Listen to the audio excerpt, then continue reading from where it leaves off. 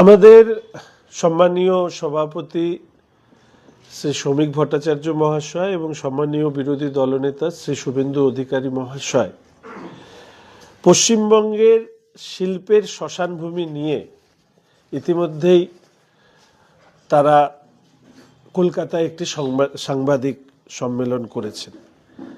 প্রদেশের সিদ্ধান্ত অনুযায়ী আজকে আমি আপনাদের সামনে তারই অংশ ধরে পশ্চিমবঙ্গের শিল্প, স্বাস্থ্য, শিক্ষা, রুচি, সামাজিক ব্যবস্থা তার অধঃপতনের কাহিনী কয়েকটি কথার মধ্যে তুলে ধরবার চেষ্টা করব। আপনারা প্রায় প্রত্যেকেই জানেন যে সিঙ্গুরে মাননীয় মুখ্যমন্ত্রী টাটার কারখানা চলে যাওয়ার পরে সেখানে সর্ষের বীজ ছড়িয়েছিলেন, আর তারপর থেকে পশ্চিমবঙ্গে শিল্পের ক্ষেত্রে মানুষ সর্ষে ফুল দেখছে চোখে। ধারাবাহিকভাবে পশ্চিমবঙ্গের এই অধঃপতনের কাহিনী একদিকে যেরকম শিল্পের সর্বনাশ করেছে, অর্থনৈতিক বিপর্যয় ডেকে এনেছে এবং শাসন ব্যবস্থার ব্যর্থতাকে এক এক করে তুলে ধরেছে। আপনারা প্রত্যেকেই জানেন যে 2011-12 অর্থবর্ষে তৃণমূল কংগ্রেস ক্ষমতায় আসবার পরে এই রাজ্যের মোট ঋণ ছিল 2 লক্ষ কোটি টাকার আশপাশে, আর আজকে তা বেড়ে দাঁড়িয়েছে 7.71 লক্ষ কোটি টাকা, অর্থাৎ 14 বছরের ঋণ বৃদ্ধি হয়েছে 305%। স্বাধীনতার পরবর্তী থেকে 2011 অবধি 2 লক্ষ কোটি টাকার ঋণ, আর মাত্র 14-15 বছর এই সময়কালে ঋণের যে বৃদ্ধি সেটা 5 লক্ষ কোটি টাকার উপরে। আশা করি পশ্চিমবঙ্গের মানুষ এটা বুঝতে পারছে যে কতখানি ঋণ ভারে জর্জরিত এই সরকার। মাথাপিছু ঋণ 22,570 টাকার থেকে বেড়ে 76,766 টাকায় পরিণত হয়েছে বাংলায়। আপনারা জানেন, আমি যেটা দিয়ে শুরু করেছিলাম, যে সিঙ্গুরের টাটাকে তাড়িয়ে মমতা ব্যানার্জি যে ট্রেন্ড সেট করেছিল তা ঠিক কতখানি প্রভাব আমাদের রাজ্যে পড়েছে। ভারতের ইন্ডাস্ট্রিয়াল এন্টারপ্রেনার মেমোরেন্ডাম IEM ফাইলের সংখ্যার মাত্র 2-3% আবেদন হচ্ছে পশ্চিমবঙ্গের, আর মহারাষ্ট্রে যদি তুলনা করি সেটা 20%, গুজরাটে 15-16%। ইন্ডাস্ট্রিয়াল এন্টারপ্রেনার মেমোরেন্ডাম মানে কি? মানে হচ্ছে সরকারের কাছে আবেদন করছে যে তারা শিল্প করতে চায়, এরপরে আবেদনের পরে শিল্পের বাস্তবায়ন সেটাও আবার আরেকটা পর্যায়ে আছে। এক্ষেত্রে পশ্চিমবঙ্গের চিত্র অত্যন্ত হতাশাজনক। একটা তথ্য এই প্রসঙ্গে আপনাদেরকে দিয়ে রাখি যে বাংলা থেকে ইতিমধ্যেই পাততাড়ি গুটিয়েছে 6,688টি কোম্পানি, তার মধ্যে মহারাষ্ট্রে স্থানান্তরিত হয়েছে 1,308টি, দিল্লিতে 1,297টি, গুজরাটে 423টি। এর সাথে আমি শুধু এই সময়কালে উত্তরবঙ্গের অনেকেই একটি খবরের মধ্যে চোখ রেখেছিলেন, সেটি হচ্ছে উত্তরবঙ্গ থেকে 11টি কারখানা এখান থেকে সরে বিহার এবং উত্তরপ্রদেশে চলে যাচ্ছে তাদের সেট আপ নিয়ে। এই যে কলকারখানা বিহার উত্তরপ্রদেশের দিকে চলে যাওয়ার একটা বড় কারণ হচ্ছে যে উত্তরবঙ্গের যে কলকারখানা তার বাজার মূলত হচ্ছে বিহার এবং উত্তরপ্রদেশে, এবং উত্তরবঙ্গ সহ পশ্চিমবঙ্গে শিল্পপতিদের উৎসাহ ভাতা হিসাবে 59 লক্ষ 59 lakhs রুপিস যেরকম বাকি বিদ্যুৎ সহ পরিকাঠামো ভর্তুকি পশ্চিমবঙ্গ সরকার এগুলো দিচ্ছে না বলে আজকে সারা পশ্চিমবঙ্গের পাশাপাশি উত্তরবঙ্গ থেকেও শিল্পপতিরা তারা এখান থেকে শিল্প তুলে নিয়ে বিহার এবং উত্তরপ্রদেশের মতন জায়গায় চলে যাচ্ছে। এর থেকে প্রমাণিত হচ্ছে যে রাজ্যের যে অবস্থায় পৌঁছেছে শিল্পের উদ্যোগ, তার হতাশাজনক চিত্র থেকে পশ্চিমবঙ্গ বাদ নয়। 2020-22 সালে পশ্চিমবঙ্গের অবদান, এই সরকারের কাছে আবেদন শিল্পপতিদের, সেটা হচ্ছে মাত্র 2%।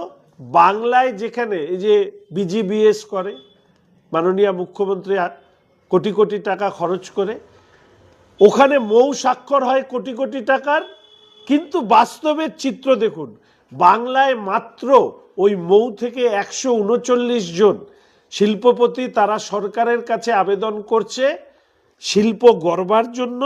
মহারাষ্ট্রের ক্ষেত্রে সেটা 1207টি, গুজরাটের ক্ষেত্রে 927টি, উত্তরপ্রদেশের ক্ষেত্রে 380টি।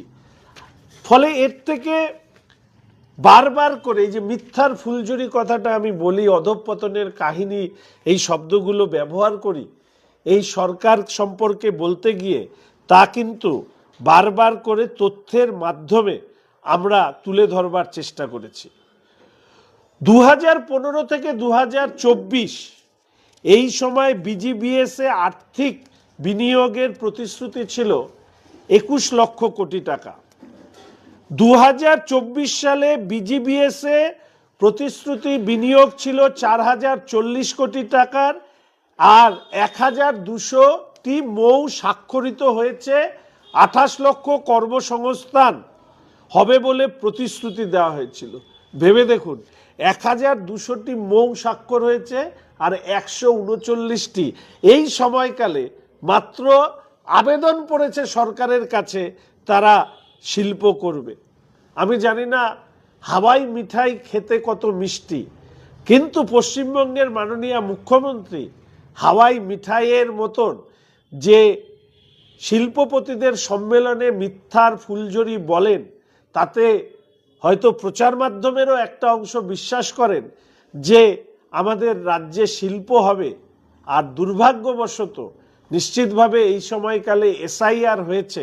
আপনারা যদি তথ্য মিলিয়ে দেখেন তাহলে দেখবেন যে 19 লক্ষ পার্মানেন্টলি শিফটেড হয়েছে বাংলা থেকে, 12 লক্ষ খুঁজে পাওয়া যাচ্ছে না।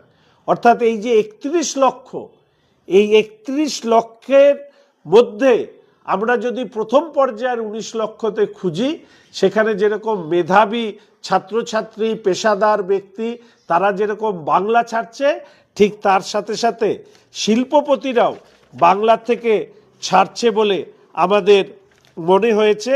এবং তার তথ্য প্রমাণ করে যে উত্তরবঙ্গ থেকে 11 জন শিল্পপতি তারা এই রাজ্য ছেড়ে চলে গিয়েছে। আমরা আপনাদেরকে একথা বলেছি যে আমাদের এই রাজ্যে পরিকাঠামো উন্নয়ন করবার ক্ষেত্রে রাজ্যের সরকার যে ভূমিকা নেওয়া দরকার সেই ভূমিকা নিতে ব্যর্থ হয়েছে। আমাদের রাজ্যের মোট বাজেট, তার কেন্দ্রের দ্বারা যে প্রকল্প এবং অনুদান, সেই সংখ্যাটাই মোট বাজেটের প্রায় 56%। অর্থাৎ এই রাজ্যের বাজেট মূলত নির্ভরশীল কেন্দ্রীয় প্রকল্প এবং অনুদানের উপর, এবং তার ফলে জনমোহিনী সামাজিক প্রকল্প করতে গিয়ে একদিকে যেরকম পরিকাঠামো থেকে বঞ্চিত হচ্ছে রাজ্যে মানুষ, এবং তার পাশাপাশি কর্মসংস্থানের ক্ষেত্রেও একই ধরনের চিত্র আমরা এই রাজ্যে লক্ষ্য করেছি। আমি আপনাদের এই সময়কালে আমাদের উত্তরবঙ্গের কথা যেহেতু সবসময় বলি, আপনাদেরকে শুধু বলি যে এই রাজ্যের উত্তরবঙ্গের যে জনসংখ্যা রাজ্যের প্রায় 20% কাছাকাছি। কিন্তু দুর্ভাগ্যবশত এখানে চা শিল্প ছাড়া কোনো পরিকাঠামো গড়ে ওঠেনি। এখানে এক প্রকারের শিল্পের মরুভূমিতে পরিণত হয়েছে উত্তরবঙ্গ। এই উত্তরবঙ্গে একসময় জলপাইগুড়ি শহরে, যেখানে প্রায় 150টি চা বাগান বা তার বেশি রয়েছে, 60-এর দশকে প্রায় 70টি চা বাগানের প্রধান দপ্তর ছিল এই জলপাইগুড়ি। গমগম করত এই শহরটি। আজকে এখান থেকে সমস্ত চা বাগানের দপ্তরগুলো স্থানান্তরিত হয়েছে। উত্তরবঙ্গের মানুষ হিসেবে, আপনারাও সাংবাদিক হিসাবে শুনলে অবাক হবেন যে ক্ষুদ্র শিল্পে রাজ্যের মোট বিনিয়োগের মাত্র 9% উত্তরবঙ্গে বিনিয়োগ হয়, যা উত্তরবঙ্গের প্রতি বঞ্চনার ছবিকেই আরো স্পষ্ট করে। দক্ষিণবঙ্গে প্রতি লক্ষ জনসংখ্যায় 1906 জন শিল্পে কাজ করে। সেই জায়গায় উত্তরবঙ্গে এই প্রতি লক্ষে জনসংখ্যায় শিল্পে কাজ করে মাত্র 349 জন। রাজ্যের মোট শিল্প শ্রমিকের 95% দক্ষিণবঙ্গে থাকেন, 5% শিল্প শ্রমিক উত্তরবঙ্গের। আমাদের এখানে সেক্টর 5 বা রাজারহাটের মতন জায়গা তৈরি হয়নি, যেখানে কম্পিউটার যে সমস্ত সংস্থাগুলো আছে তারা এখানে এসে আইটি হাবও গড়ে তোলেনি। এবং দুর্ভাগ্যবশত যে নানা ক্ষেত্র, আমি শুধু বলবো যে শুধু হেভি ইন্ডাস্ট্রির ক্ষেত্রে বা আইটি ইন্ডাস্ট্রি ছাড়াও ফার্মাসিউটিক্যাল ইন্ডাস্ট্রি গড়বার ক্ষেত্রে বা কম্পিউটার হার্ডওয়্যার ইন্ডাস্ট্রি গড়বার ক্ষেত্রে এই রাজ্যের সরকার যত্নবান হলে অন্তত উত্তরবঙ্গ শিল্পের মরুভূমিতে পরিণত হতো না। আপনারা এর আগেও আমি বলেছি যে উত্তরবঙ্গের যে বিভিন্ন শিল্প তালুকগুলো আছে, সেই শিল্প তালুকগুলোতে এক প্রকারের গরু চড়ে। সেটা আপনার মালদা ইন্ডাস্ট্রিয়াল পার্ক ফেজ হোক, ইন্ডাস্ট্রিয়াল পার্ক ফেজ 2 হোক, আমাদের ডাবগ্রাম ইন্ডাস্ট্রিয়াল স্টেটে যদি যান, সেখানকার অবস্থা দেখলে আপনাদের চোখে জল আসবে। ফলে কুচবিহার যান, আলিপুর যান, এসজেডি এর নিয়ন্ত্রণাধীন শিল্প তালুক বলুন, উত্তরবঙ্গের শিল্প তালুক, সেখানে একরের পর একর জমি খালি পড়ে আছে, অথচ শিল্পপতিরা এখানে আসছে না। তার একটাই কারণ যে এখানে শিল্পের পরিকাঠামো, শিল্পের বাজার এবং সরকারের পক্ষ থেকে শিল্পের জন্য যে প্রয়োজনীয় সহযোগিতা তা না দেওয়ার কারণে এই সমস্যা হচ্ছে। আপনাদেরকে জানিয়ে রাখি যে 60-এর দশকে পশ্চিমবঙ্গের ভারতবর্ষের শিল্পের প্রায় 58% দখলে ছিল। সেই সময় এই উত্তরবঙ্গেরই থেকে প্রায় 25 থেকে 30% শিল্প আমাদের এই উত্তরবঙ্গে ছিল। এবং সেই সময়কার যে মেজর ইন্ডাস্ট্রি, চা বাগান, কাঠকল, প্লাইউড, কিছু পাট শিল্প, আজ তা প্রায় প্রত্যেকেই ধুঁকছে। এবং এই কারণেই আজকে আমাদের বলতে বাধ্য হচ্ছি যে পশ্চিমবঙ্গের অধঃপতনের কাহিনীর সাথে সাথে উত্তরবঙ্গের যে শিল্পের মরুভূমিতে পরিণত হয়েছে, তার জন্য এই রাজ্যের সরকার, মাননীয় মুখ্যমন্ত্রী, তারা দায়ী। এবং উত্তরবঙ্গের প্রতি যে তাদের বঞ্চনা, সেটা কিন্তু ছত্রে ছত্রে ফুটে উঠেছে। ফলে পশ্চিমবঙ্গের শিল্পের অধঃপতনের কাহিনী, রাজ্য হিসাবে সামগ্রিক বিপর্যয়ের কাহিনী আমরা প্রতিটি জেলায় তুলে ধরবার চেষ্টা করছি। আমি পশ্চিমবঙ্গের পাশাপাশি আপনাদের কাছে খুব সংক্ষেপে উত্তরবঙ্গের যে শিল্প গড়বার ক্ষেত্রে যে বঞ্চনা, সেই বঞ্চনাও আপনাদের সামনে তুলে ধরবার চেষ্টা করলাম। আর এর সাথে সাথে আমি আপনাদেরকে জানাতে চাই যে আমি দেখলাম যে আমাদের ঠিকই বলেছে, পার্বত্য অঞ্চলে 313 জনের শিক্ষকের চাকরি হাইকোর্টের রায়ে চলে গেছে। জল, স্থল, অন্তরিক্ষ, পাহাড়, সমতল, তৃণমূল কংগ্রেস দুর্নীতি করতে কোথাও ছাড়ে না। পাহাড়ের এই শিক্ষকদের চাকরি চলে যাওয়া তার আরেকটি প্রমাণ। ওপরে পাহাড়ের শিক্ষক, সমতলের শিক্ষক চাকরি চলে গিয়ে রাস্তায় বসছে, বিক্ষোভ দেখাচ্ছে। আমি জানি না যে এর পরেও কেউ এই সরকারের কাছে কিছু প্রত্যাশা করেন কিনা। দুর্ভাগ্যবশত শুনলাম নাকি এই শিক্ষক দুর্নীতিতে যুক্ত আছেন তৃণমূল ছাত্র পরিষদের নাকি রাজ্য সভাপতি, তার নামও নাকি এই দুর্নীতিতে যুক্ত আছে। ভাবুন, ছাত্র রাজনীতি করছে, আবার শিক্ষক নিয়োগের পরীক্ষাতে দুর্নীতি করে সেখান থেকে অর্থ উপার্জন করছে। এর থেকে আমি ভালো উদাহরণ কি হতে পারে অধঃপতনের আমি জানি না। আমি এর আগে বলেছিলাম যে একই স্কুলে শিক্ষক দুই ধরনের হয়ে যাচ্ছে। একজন পকেটে টাকা দিয়ে শিক্ষকতা করছে, আর আরেক দল মেধার ভিত্তিতে শিক্ষকতা করছে।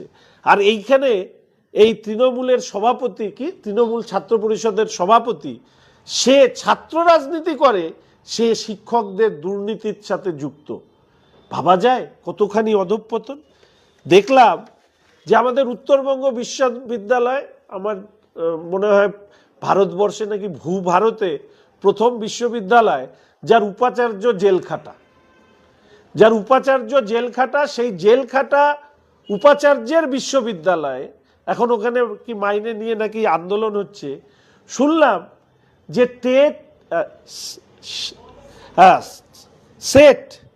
সেট পরীক্ষার ক্ষেত্রে যে পরীক্ষা হলে বিভিন্ন অনিয়মের কথা সংবাদ মাধ্যমে এসছে। সেট এবং স্টেট এলিজিবিলিটি টেস্ট, এটা কারা দেয় না? যারা কলেজে অধ্যাপনার সাথে যুক্ত হবে।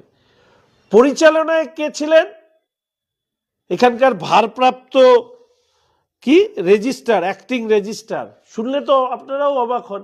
একটা বিশ্ববিদ্যালয়ের ভিসি নেই, রেজিস্ট্রার নেই, ফিনান্স অফিসার নেই, কিচ্ছু নেই। আমাদের উত্তরবঙ্গের গর্বের বিশ্ববিদ্যালয়, এখান থেকেই আমরা পড়াশোনা করে সবাই পাশ করি। উত্তরবঙ্গ বিশ্ববিদ্যালয়ের যদি এই হাল হয়, অন্যান্য জায়গার কি হবে? এবার দেখুন, যে অ্যাক্টিং রেজিস্ট্রার এবং যিনি ভেন্যু ইনচার্জ বা কোঅর্ডিনেটর ছিলেন এই এক্সাম সেন্টারে, তারা ওয়েব কুপার যে নিজস্ব অর্গানাইজেশন, একটা রাজনৈতিক দলের শিক্ষকদের সংগঠন, সেখানে কে কোন রুমে বসবে, ইনভিজিলেটর হিসাবে থাকবে, কে কোথায় থাকবে, সেই নিয়ে সেখানে আলোচনা করে সিদ্ধান্ত নিয়ে পরীক্ষা নিচ্ছে। তার মানে বিশেষ বিশেষ কাউকে সুবিধা পাইয়ে দেবার জন্য এই পুরো সিস্টেম হয়েছে। চলবে এইভাবে? কলেজের অধ্যাপক হবে, তাদের পরীক্ষায় এই ধরনের অনিয়ম। এর আগে শুনেছিলাম একজন তৃণমূলের নেতা, তিনি আবার বিধায়ক, তিনি বিখ্যাত কুকুরের ডায়ালিসিস করতে পিজিতে নিয়ে গেছিলেন। শুনেছিলাম তার ছেলে পরীক্ষা দিচ্ছিল বলে যে ভেন্যু সেন্টারের যে থাকে সিসিটিভি, তার মুখ ঘুরিয়ে দিয়েছিলেন। আমার লজ্জা হয় যে এই রাজ্যে আমরা বাস করি। আমি জানি না আপনাদের হয় কিনা বা কারো হয় কিনা, নাহলে এরকম একটা অধঃপতিত দল, রাজনৈতিক দল সারা পৃথিবীতে খুঁজে পাবেন না। আজকে আমি মাননীয় শিক্ষামন্ত্রীর কাছে এটা চিঠি দিয়েছি এবং আমি আশা করি যে উনি বিষয়টিকে তদন্ত করবেন। তবে শিক্ষামন্ত্রী তদন্ত করবে কি, শিক্ষামন্ত্রীকে নিয়ে আজকে শিক্ষা ব্যবস্থাই হতাশ। ফলে এই বিষয়গুলো আপনাদের সামনে তুলে ধরলাম এবং এবার যদি আপনাদের কোনো বিশেষ প্রশ্ন থাকে, আমি সেই প্রশ্নের উত্তর অবশ্যই দেব। প্রদেশের পক্ষ থেকে এই দায়িত্ব আমাদের ছিল, সেই দায়িত্ব আমরা পালন করছি। যদি সাংবাদিক বন্ধুদের কোনো প্রশ্ন থাকে, সেই প্রশ্নের উত্তর আমি দেব। আপনি বললেন যে 15 বছরে যে অধঃপতন হয়েছে, গত 45-50 বছর, 60 বছরও হয়নি, স্বাধীনতার পর থেকে হয়নি। কিন্তু এখন রাজ্য সরকার জায়গায় জায়গায় মানে উন্নয়নের পাঞ্চালী রথযাত্রা বের করছে, ট্যাবলয় যাত্রা বের করছে, আর পাহাড় হাসছে, সমতল হাসছে, তো কোনটা সত্য কোনটা? এখন প্রথমত আমি উন্নয়নের পাঁচালী প্রসঙ্গেই যে শব্দবন্ধটি ব্যবহার করেছিলাম সেটা হচ্ছে অধঃপতনের কাহিনী। অর্থাৎ ওনারা যেটাকে উন্নয়নের পাঁচালী বলছেন, আমরা তথ্য দিয়ে পশ্চিমবঙ্গের অধঃপতনের কাহিনী তুলে ধরছি। এবার মানুষ ঠিক করে নেবেন যে পাহাড় হাসছে নাকি জঙ্গল হাসছে। আমি তো মাননীয় মুখ্যমন্ত্রী বা শিক্ষামন্ত্রীকে এখন পাহাড়ে যেতে বলবো। স্কুলের সামনে যে বিক্ষোভ হচ্ছে, হাইকোর্টের রায়ে যারা দুর্নীতি জন্য শিক্ষকদের চাকরি চলে গিয়েছে, তাদের সামনে গেলেই বোঝা যাবে পাহাড় হাসছে কিনা, জঙ্গল হাসছে কিনা। এই যে রাজ্য জুড়ে শুধু শিল্প বলে নয়, অর্থনৈতিক বিপর্যয় বলে নয়, রুচির বিপর্যয় ঘটেছে। আরজি করের ক্ষেত্রে আমরা দেখেছি যে একটা সরকারি ব্যবস্থার মধ্যে একজন চিকিৎসক ছাত্রী শারীরিকভাবে অত্যাচারিত এবং তাকে খুন করা হলো। আর সর্বশেষে লিওনেল মেসিকে সল্টলেক স্টেডিয়ামে নিয়ে আসার পরে যে আধিক্যতা আমরা দেখলাম, বিশেষ করে ক্রীড়ামন্ত্রীর, আমি তো অবাক হয়ে গেলাম। বিধানসভার অভ্যন্তরে তিনি আমাদের নানা ধরনের কিভাবে কথা বলতে হবে সেই নিয়ে জ্ঞান দেন, কিন্তু তার যে চিঠি সেটা যে কেউ লিখতে পারে, কিন্তু অবাক হলাম। প্রথম কথা, ওটা পদত্যাগপত্র, এটা নোটপ্যাডে একটা চিঠি পাঠিয়েছে। আগে শুনতাম চিরকুটে চাকরি, এখন তো চিরকুটে পদত্যাগ। মুখ্যমন্ত্রী হচ্ছে দিদি, নিচে নাই স্বাক্ষর। আর আপনাদের মতন অনেক বড় বড় সংবাদ মাধ্যমের সাংবাদিকরা সেটাকে পদত্যাগপত্র বলে চালিয়ে দিলেন, আবার বলেও দিলেন যে মুখ্যমন্ত্রী সেটাকে গ্রহণ করেছেন। একটু আইনটা দেখুন। যদি মন্ত্রীকে পদত্যাগ করতে হয় তাহলে কার কাছে জমা দিতে হবে? রাজ্যপালের কাছে। উনি জমা দিলেন কার কাছে? মুখ্যমন্ত্রীর কাছে, দিদি বলে। আরে দিদি, মুখ্যমন্ত্রী দিদি হতে পারে, কিন্তু পদত্যাগপত্রে কি দিদি লেখা যায়? না, সম্ভব, নিচে স্বাক্ষর নেই। আমি অবাক হলাম, কিন্তু সংবাদ মাধ্যম সেইটাকে নিয়ে গল্প করলেন। বরঞ্চ এর থেকে দুটো জিনিস প্রমাণিত হয়। এক হচ্ছে পশ্চিমবঙ্গের মানুষকে মস্তিষ্কহীন ভাবে তৃণমূল কংগ্রেস, নির্বোধ ভাবে। না হলে এই ধরনের একটা পদত্যাগপত্র দেখিয়ে মানুষের সামনে উপস্থিত হওয়া যায়, এটা প্রথম তৃণমূল কংগ্রেসে দেখিয়ে দিল। আর দ্বিতীয়ত হচ্ছে তৃণমূল কংগ্রেসের যে সমস্ত বন্ধুরা দিদি খুব সাহসী কাজ করেছে, মন্ত্রীকে পদত্যাগ করিয়েছে বলে যারা কি সোশ্যাল মিডিয়ায় খবরের কাগজে লিখছেন বা বলছেন, আমি শুধু ভাবি তাদের মাথায় ভুসি না অন্য কিছু আছে। ওটা একটা পদত্যাগপত্র নিয়ম মতো হয়?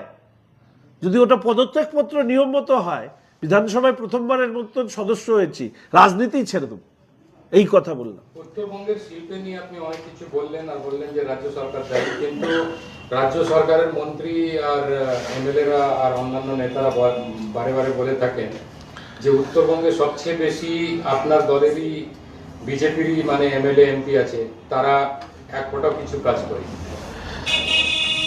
দেখুন, যদি সংবিধান আপনার প্রাথমিক ধারণা থাকে যে তিনটে তালিকা হয়, একটা কেন্দ্রীয় তালিকা, একটা রাজ্য তালিকা, আর একটা হচ্ছে যৌথ। 1991 সাল, এইগুলো যারা বলে না, তাদের একটু মানে পড়াশুনো করে রাজনীতি করা উচিত। গবেটের মতন কথা বললে তো হবে না। 1991 সালের আগে, উদারীকরণের আগে, শিল্প স্থাপনের জন্য কেন্দ্রের সরকার ইত্যাদির প্রয়োজন হতো। এখন শিল্প স্থাপনের জন্য সরাসরি রাজ্য জমি দেয় শিল্পপতিদের এবং তারা শিল্প স্থাপন করে। আচ্ছা, যদি কেন্দ্রেরই ভূমিকা থাকতো তাহলে রাজ্যের মাননীয় মুখ্যমন্ত্রী বিজিবিএস করতেন? করতেন না। এই যে গুজরাট, মহারাষ্ট্র, সব জায়গায় যে বিভিন্ন শিল্পপতিদের ডাকা হয় শিল্প স্থাপন করবার জন্য। অর্থাৎ এই মুহূর্তে শিল্প স্থাপনের মূল জায়গাটা হচ্ছে রাজ্যের সরকার, তাদেরকে নিতে হবে। দুর্ভাগ্যবশত টাটাকে তাড়ানোর পর মাননীয় মুখ্যমন্ত্রীর যে ছবি শিল্পপতিদের কাছে হয়েছে সেটা হচ্ছে উনি হচ্ছে শিল্প বান্ধব নন, উনি হচ্ছে শিল্পের সবথেকে বড় শত্রু। যার কারণে সে উত্তরবঙ্গ বলুন সামগ্রিকভাবে পশ্চিমবঙ্গ বলুন কেউ শিল্প স্থাপন করতে রাজি নয়। মাঝে মাঝেই খবরে আসে যে তৃণমূল কংগ্রেসের তাণ্ডবে কলকারখানার মালিকরা কলকারখানা বন্ধ করে দিচ্ছে। ফলে অন্যদের ঘাড়ে দোষ চাপানোর আগে নিজেদেরকে আয়নায় দাঁড় করান। আর আমি যখন ব্যক্তিগতভাবে, আমাদের সাংসদরা যখন ব্যক্তিগতভাবে যান, আমরা কেন্দ্রের সরকারের কাছে দরবার করি যে আমাদের উত্তরবঙ্গ কেন, পশ্চিমবঙ্গে যে পরিমাণ টাকা 2014 থেকে 2024 দেওয়া হয়েছে তার জন্য মাননীয় প্রধানমন্ত্রীকে ধন্যবাদ জানাই। তার প্রভাব আপনি ন্যাশনাল হাইওয়ে, আপনি এশিয়ান হাইওয়ে, বিমানবন্দর, ট্রেনে স্টেশনের সম্প্রসারণ প্রত্যেকটি ক্ষেত্রে দেখবেন। কিন্তু সমস্যা হচ্ছে যে জমির প্রশ্নে, জমি দেওয়া, শিল্প স্থাপন, জমির অধিকার হচ্ছে রাজ্যের কাছে। এই যে আমাদের ডাবগ্রাম ফুলবাড়িতে দেখবেন দীর্ঘদিন ধরে আরবি আটকে আছে, জমি দিচ্ছে না কে? সরকার অধিগ্রহণ করে। ফলে দোষারোপ করার বদলে আমি নিজে ব্যক্তিগতভাবে প্রচুর ডিপার্টমেন্টে গিয়েছি, চেষ্টা করেছি। একটাই কথা বলে যে শঙ্কর, রাজ্যের সরকার তো আমাদের সহযোগিতা করে না। খেলো ইন্ডিয়া সেন্টার, আমার এখানে মাল্টি লেভেল পার্কিংয়ের জন্য গিয়েছিলাম আরবান ডেভেলপমেন্ট মিনিস্টারের কাছে, বলছে তুমি রাজ্যের সরকারের হয়ে আসো। রাজ্যের সরকারের মন্ত্রীরা কখনো যায় না কেন্দ্রের সরকারের কাছে, আমরা যাই। এবং এই জন্যই আমি বারবার করে বলি, স্বাধীনতার পরে ভারতীয় জনতা পার্টিকে একটা সুযোগ দিন। পশ্চিমবঙ্গে ডাবল ইঞ্জিনের সরকার হলে উন্নয়ন কাকে বলে সেটা আমরা পশ্চিমবঙ্গের মানুষকে দেখিয়ে দেব, এই সংকল্প আমাদের রয়েছে। লাস্ট কোশ্চেন হচ্ছে যে উত্তরবঙ্গের শিল্প উন্নয়ন নিয়ে অনেকে বলেন যারা এক্সপার্ট আছে যে এখানকার জিওগ্রাফিক্যাল কন্ডিশন এমন না যে কোনো বিগ ইন্ডাস্ট্রি এখানে করা সম্ভব। কারণ এখানকার যে জিওগ্রাফি সেই হিসাবে টি, টিম্বার, ট্যুরিজম, এই তিনটাই বিগ ইন্ডাস্ট্রি হতে পারে। বাকি অন্যান্য আমরা যারা এই নিয়ে একটু নাড়াঘাটা করেছি, নিশ্চিতভাবে টি, টিম্বার, ট্যুরিজমেও আরও বেশি কনসেন্ট্রেশন নিয়ে আসা। চা বাগানের অবস্থা আপনারা জানেন। টিম্বার এই মুহূর্তে গাছ কাটাকাটি ইত্যাদির ক্ষেত্রে বেশ কিছু রেস্ট্রিকশন আছে, কিন্তু এর সাথে সাথে দুটো ইন্ডাস্ট্রি তো এখানে এমনি হতে পারে। একটা হচ্ছে কম্পিউটার হার্ডওয়্যার, আইটি হাব, যার জন্য দেখবেন যে হার্ডওয়্যারের যে বিভিন্ন কলকারখানাগুলো, সেটা হচ্ছে ওয়েদারের একটা ভূমিকা থাকে। আর আইটি ইন্ডাস্ট্রির জন্য তো আমাদের এখানে সব থেকে ভালো সুবিধে, এমনকি ইংরেজি বলা ছেলে মেয়ে আমাদের এদিকে সব থেকে বেশি।